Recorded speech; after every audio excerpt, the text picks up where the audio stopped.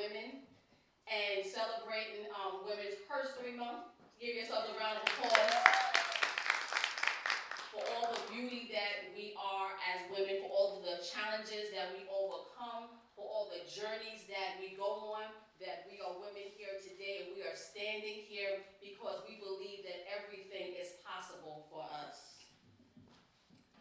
Just to give you a little bit about myself, I am the co-founder of Harlem Fashion Week and HFW Learning Center. So if you've heard of Harlem Fashion Week, I'm a co-founder. Someone say, yes, I'm glad. All right. If you have heard of Harlem Fashion Week, I'm co-founder along with my daughter, Yvonne. I'm also an educator. I'm going to step out a little bit and I'll be back and forth. I'm also an educator. This is my 30th year as an educator. And I'll talk a little bit about my transitions through in that particular area, but I also own and operate my own consulting business as an educator. So I have dual entrepreneurships, education, things like that. So in one arm I have the educator, in another arm we have it where is the fashion development. I'm also a minister of the gospel as well. So it's a lot here as we develop them together as who I am, and I'm going to just share, and it's going to unfold. I want to apologize first if I'm not able to stay for the entire event, because as you know, as it's being Women's History Month, there's a lot of events. So my daughter's actually going to be at another event, like right at the end of this. So if I do have to sneak out, I want to apologize to just be right now to having to be able to step out. Today we're going to be talking about self-love. And we're going to, as I share with you being an educator, we're going to do you're going to be involved a little bit. You know what I mean? So when we talk about self-love and it comes to your mind, what would society kind of define images that come to your mind when you think of self-love? Somebody tell me. A couple of people, we're going to get some feedback. Spa day or something. Spa day, thank you. Somebody else. Nail day. Anybody else? When we think of the word self-love, society, the images, spa day, nail day that come to our mind, we think of anything else? Working out. Shopping, working out. And this is what when we consider what self-love is, that's what pops up. But I'm going to challenge that ideology about self-love and this idea that we have about what it means to be in love with oneself. Those things that we just mentioned are manifestations of self-love. But that really doesn't define what self-love actually is. Everybody follow me? Yes. That's on the outside. That's on me and Miss V was talking about this a couple of days ago. That is on the surface. When we say, oh, I love myself, look at my spot. Oh, I'm going to do this nice for myself. That's more in the area of self-care. And that's like level 1. But to really understand, think about that phrase, self-love. It's not just actions or activities that you do for yourself. Understanding self-love goes to the core of our being. Let's take it a little bit deeper. And oftentimes, how we define self-love is birthed through difficult spaces. It's birthed through challenging spaces where we look at how we define what it means to really love oneself. The theme talks about the journey. It's the journey. So for me, my beginning point of my journey for self-love started on one of the most darkest days of my life. The day began as usual, but it ended horribly. It was the day that I held my mother in her arms and she passed away. Now, what's significant, because we all say, we've experienced this at different levels, but this was not something that I was prepared for. It was a surprise. When I was with her, she shared that she wanted me to go to the hospital. She wasn't feeling well. I began to take a cloth, wipe her face to try to keep her conscious. And I clearly remember the most bittersweet experience that I've ever had was being with her when she left this earth, but then being with her when she left this earth. And I remember seeing her consciousness leave her body and understanding that she's not sleeping, she is gone. And it was in the bathroom in our home, and that was it. Just like that. I was 25 years old. Me and my mother was very close, and I was the mother of a 5-year-old at that time. Now, she was gone. And what's significant about that experience, and why I said it began that journey, is that my mother had a very close relationship, and she was not a perfect mother, but her love for me was authentic. Her love for me was authentic. She wanted the best for me. And in that instant, the person who wanted the best for me was gone. So who was going to love me? Where was I going to get that love from? That is why I say that it began at the darkest day, my journey, because I had to, that was 25 years ago, learn how to love myself. How do I love myself? Because the person that had been there for me, supporting me, encouraging me, had my back, speaking into me, going to show up when when I need somebody to show up, just like that. In an instant, she's gone. And I'm a mother as well. So I had to learn or begin, everybody with me? How to love myself. That's why I said sometimes it starts in places that are dark or difficult. It could be a breakup. It could be a loss of a job. It could be an illness that we face. And then we have to learn how to love ourselves, and that might be the place where the journey begins. We often think about it as if it is something that is, bubbles and spa and nails and, and I got that too. Don't get me, I love a good spa. And I'm going to tell you that right now. My sister in the front, she know I love me a good spa. Hey, I go to spa all the time. I'm a spa person. So I'm not saying that that's not important, but self-love starts here. And see, one of the mistakes, I'm going to talk to you real quick about the mistakes versus that kind of empowerment in our process of self-love. One of the mistakes that I made in the beginning of my journey was to pour everything into my daughter. Anybody have mothers in here? Okay? Pour everything. That's where, and I'm important to her. She loves me. I love her. She loves me because I had the emptiness. Anybody had that emptiness? And that relationship that we have with our children will help us try to fill that void that is within us. But that is a mistake. We're pouring, we're doing. And then what happens when your children get older? What'd you say? They live their life. You go back to that place. Go ahead, tell me. Oh, you go back to that place. You go back to that place. Because that is not self-love.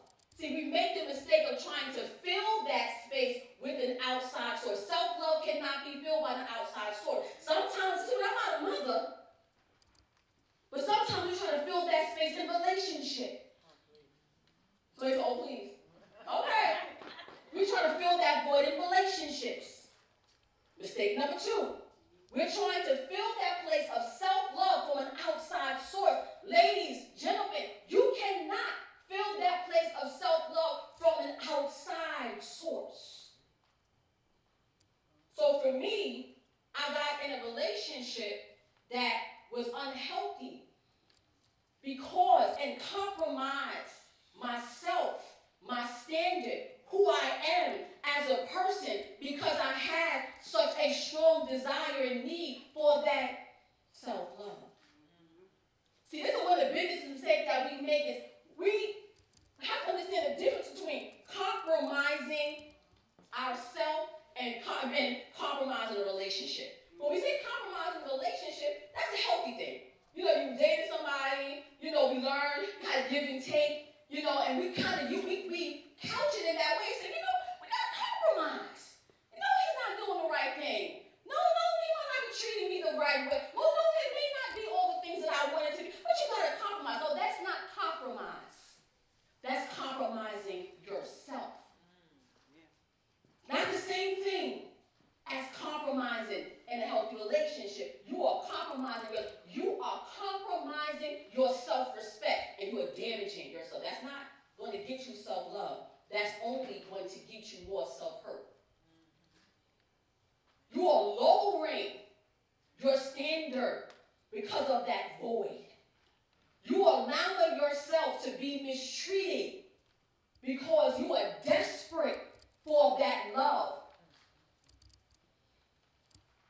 and you're saying it's going to be all right. You make excuses for being mistreated because you believe that it's going to turn out the way you want to at some point along the journey. But I want to share with you today that all you are doing is continuing to injure yourself in so many ways because you put yourself in that predicament to be hurt over and over and over and over again.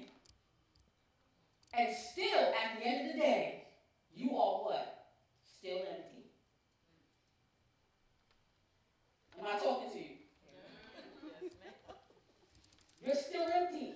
You cannot find self-love from an outside source. I'll say it again because I want that to resonate with you.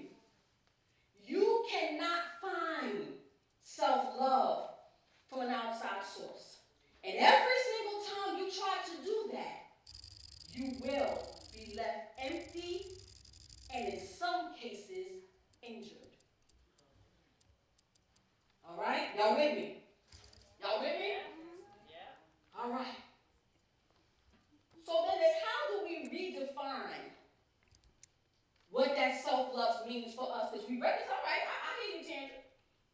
I can't get it from the outside source. Can't get it from my boo. Can't get it from my kids. Can't do it from my job. Like, where I get this from? Because I don't got nobody as me. I'm not feeling that. So I want to share with you a couple of things that you can do along your journey. Because I think one thing that is significant is that it is a journey. It is not going to be, okay, today I got self-love, I'm good. I'm here today at this particular stage of my life, and I am still on the journey. But I'm on the journey whole. I'm on the journey in peace. Peace with myself. Doesn't mean we always feel good all the time. That's all right. But my status quo is peace. And that is precious. I'm going to cry sometime, be frustrated sometime, I'm going to fuss sometime, and get on my nerves sometime. I'm going to have some good days. But underneath all of that, there's a peace. And then that peace, essentially in that peace, is self-love. So what are some things that we can do to begin to start on that journey? All right, what we can do? One thing that was very significant for me was, and we say this a lot, but it's important to do, is self-affirmations. And I was talking to, I've been reading that, we were talking about this not too long, but I was sharing the story from my mother. My mother had experienced, when I was 15, a divorce. And she was cheated on by my father. And as you, if anybody who ever been cheated on, it affects your self-esteem. What's wrong with me? What didn't I do? What could I have done differently? So my mother was challenged, obviously, with those feelings. She married for many years. And I was 15 at the time. And I never really knew what a self-affirmation was, but she began to say, I'm cute. I'm cute. That was her thing. I'm cute. But that was good because I'm cute. And what she was doing was affirming herself. She was rebuilding her self-esteem. She was speaking to herself. I'm cute. So that was, what's your self-affirmation? Are you doing self-affirmations today, Ms. B? Yes, ma'am. All right. See, I'm with y'all. Well, it's so important for me when my daughter was young and I had to go through the challenges of being a single mother. Any single mothers in the room? I had to go through the challenge of being a single mom. And it was difficult, as I shared with you. I lost my mother, 25 years old. 5 years old, that was it. Me and my daughter, that's it. My thing was, I ain't going out like that. That was my self-affirmation. Every time I faced a brick wall, I ain't going out like that. I had made a declaration to myself that I was not going to be the statistic single mother, that I was going to overcome the challenges that I needed to face for myself and my daughter to be successful. And the first thing that I had to do along that journey was to get here and here aligned so that I could be able to say, I'm not going out like that.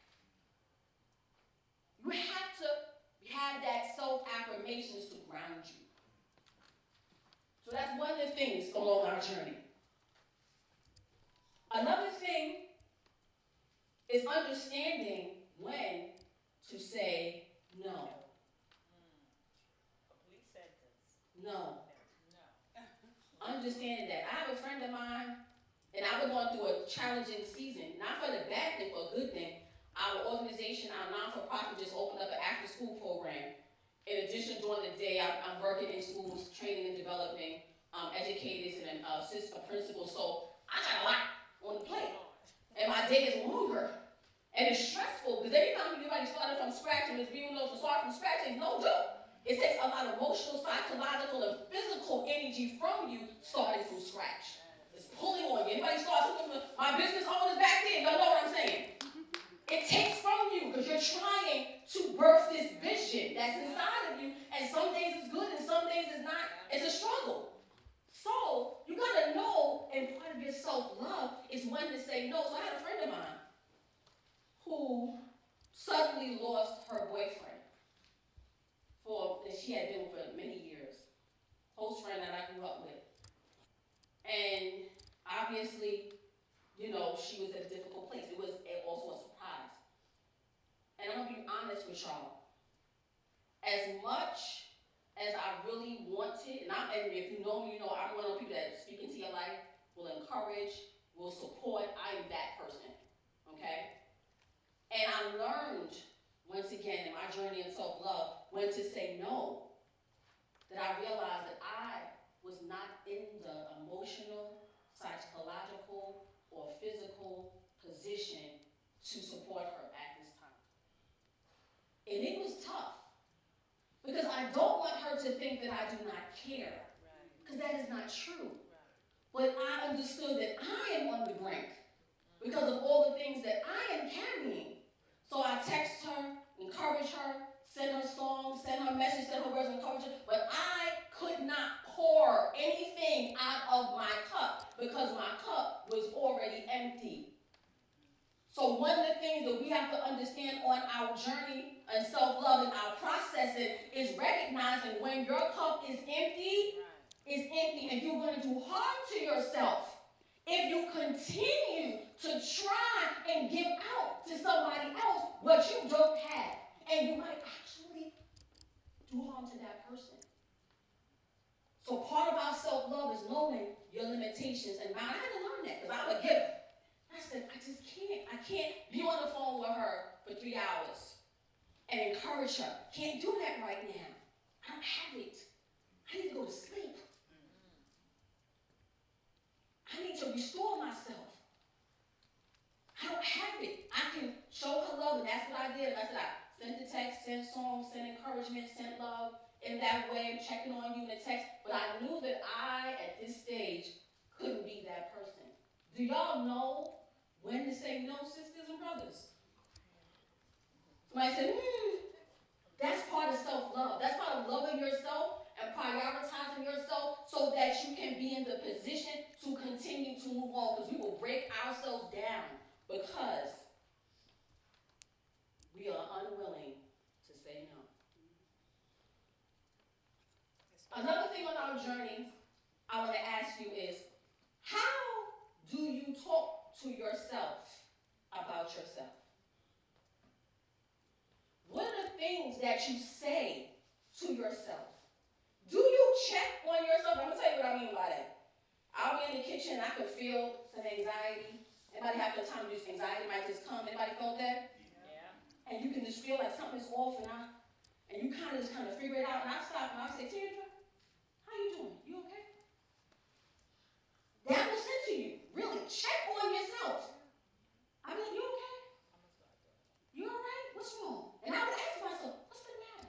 Begin to do some self-diagnosis. It will free you from some of that anxiety. What's the matter? What's bothering you? And I would say, why are you feeling anxious right now? What's going on with you right now? How do you talk to yourself about yourself? What's happening? And I would say, I'm just a little so-and-so. And if you really start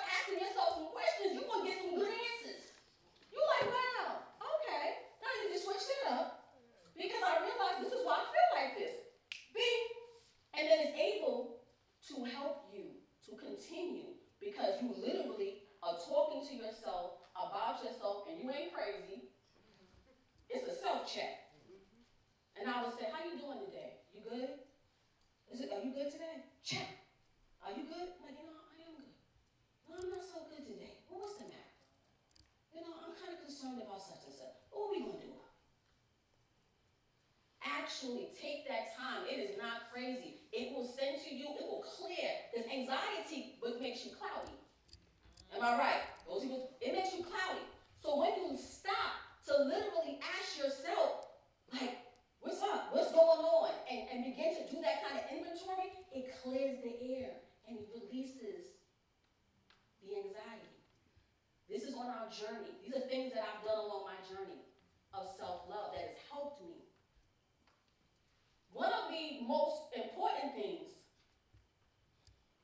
that I have learned on my journey and want to share with you is forgiving yourself.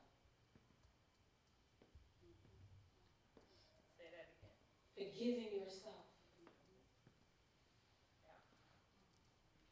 I'm pausing because I really want you to reflect here. Forgiving yourself. I want everybody to take their hand and put it on their chest. Take your hand, put it on your chest. That right hand, put it on your chest. And look at it, talk to yourself and say, I forgive you. Oh no, say it out loud. Say, I forgive you. I forgive you. I forgive you. I forgive you. I forgive you for all the mistakes.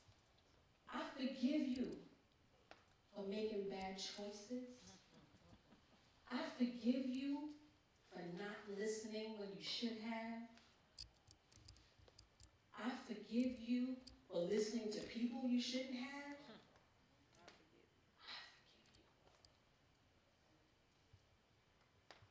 Hold your eyes for me. I want you to take that in, but that's part of self-love. I forgive you. I forgive you.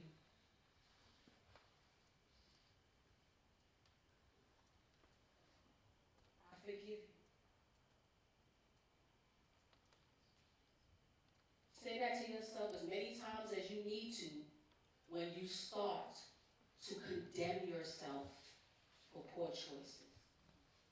Because it'll come up and say, in your kitchen, Tandra, I forgive you.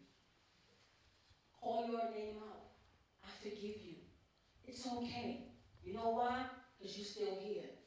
You're still here to make better choices. You're still here to rise higher. You're still here to be able to do better. You are still here. So we're going to make better choices that